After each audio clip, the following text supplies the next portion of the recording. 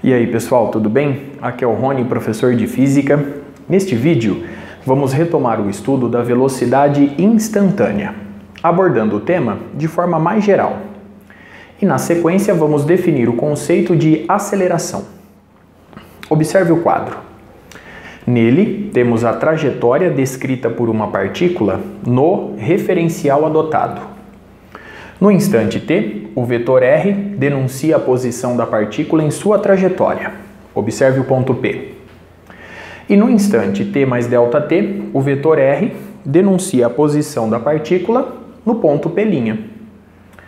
Conforme já vimos em vídeos anteriores, a velocidade média da partícula é dada pela razão ΔR vetor sobre ΔT. Fazendo agora o intervalo de tempo ΔT tender a zero, obtemos neste caso a velocidade da partícula no instante t de maneira análoga ao que fizemos no vídeo anterior. Logo, a velocidade da partícula no instante t é igual ao limite para ΔT tendendo a zero da razão ΔR vetor sobre ΔT. E esse limite é igual à derivada do vetor posição da partícula em relação ao tempo t. Muito bem. Sendo o vetor r dado por x de t na direção inversor, mais y de t, j versor, mais z de t, k versor, a velocidade da partícula fica dada por derivada em relação ao tempo do vetor posição no instante t, que é igual a x de t inversor, mais y de t, j versor, mais z de t, k versor. Os versores I, J e K não variam com o tempo. Logo, a velocidade da partícula no instante t é igual a dx dt inversor mais dy dt j versor mais dz dt k versor. Observe a expressão obtida. Nós podemos ainda considerar dx dt como sendo a componente vx do vetor velocidade, dy dt representa a componente vy do vetor velocidade e dz dt representa a componente vz do vetor velocidade. Muito bem. Geometricamente, quando ΔT tende a zero, o ponto P' escorrega sobre a trajetória da partícula, se aproximando do ponto P. E com isso, a velocidade média da partícula tende à velocidade no instante t, se tornando tangente à trajetória no ponto considerado. Então, observe a figura. Aqui nós temos o vetor que representa a velocidade da partícula no instante t. Ele é tangente à trajetória no ponto P, no instante onde eu estou calculando a velocidade da partícula, e o seu sentido é o sentido da trajetória no ponto considerado. Observe a figura. Vamos definir agora a aceleração média de uma partícula. Observe essa figura agora. Aqui nós temos a trajetória descrita pela partícula no espaço. No instante t, sua velocidade é tangente à trajetória no ponto P, e no instante t mais ΔT, sua velocidade é tangente à trajetória no ponto P'. Por definição, a aceleração média da partícula é dada pela razão ΔV vetor sobre ΔT. Essa razão é igual ao vetor V no instante t mais ΔT menos o vetor V no instante t, tudo isso dividido pelo intervalo de tempo considerado. Observe a expressão obtida. A partir dela, nós podemos afirmar que o vetor aceleração média possui a mesma direção e sentido do vetor ΔV, pois o intervalo de tempo, ΔT, é maior do que zero. Observe a figura ilustrada aqui ao lado. Quando somamos o vetor V no instante t mais ΔT com o oposto do vetor V no instante t, obtemos a orientação do vetor ΔV e, consequentemente, a orientação do vetor aceleração média, conforme ilustrado na figura. Muito bem.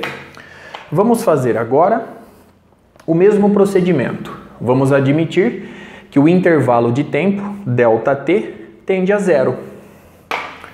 Neste caso, nós podemos obter a aceleração da partícula no instante t.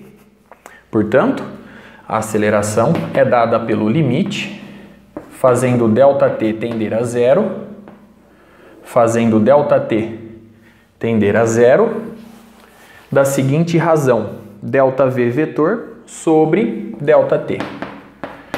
Então vamos escrever a expressão. A aceleração no instante t é igual ao limite para ΔT tendendo a zero da razão ΔV vetor sobre ΔT. Esse limite representa a derivada do vetor velocidade da partícula em relação ao tempo t. Como a velocidade v é igual à derivada do vetor posição em relação ao tempo, essa expressão pode ser escrita da seguinte forma: derivada em relação ao tempo do vetor velocidade, que é igual à derivada do vetor posição em relação ao tempo. Logo, a aceleração da partícula no instante t também pode ser obtida pela derivada segunda do vetor posição em relação ao tempo. Portanto, eu posso escrever a derivada segunda do vetor posição da partícula em relação ao tempo t. Muito bem. Vamos recuperar agora um resultado já obtido. Nós vimos agora há pouco que o vetor v no instante t é igual a Vx na direção inversor mais Vy na direção j versor mais Vz na direção k versor. Substituindo o vetor velocidade nessa expressão e sabendo que os versores I, J e K não variam com o tempo t, podemos obter a aceleração da partícula no instante t da seguinte forma. Nós vamos ter a derivada da componente x da velocidade em relação ao tempo na direção inversor, mais a derivada da componente y da velocidade em relação ao tempo na direção j versor, mais a derivada da componente z da velocidade em relação ao tempo na direção k versor.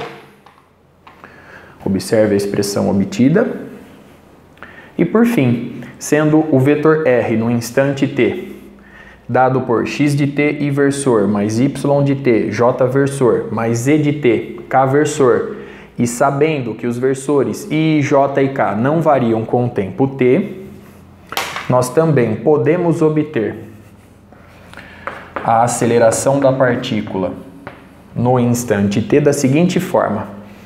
Basta tomar, vamos colocar aqui a derivada de segunda ordem. Basta tomar a derivada de segunda ordem do vetor posição da partícula em relação ao tempo, que aqui se encontra.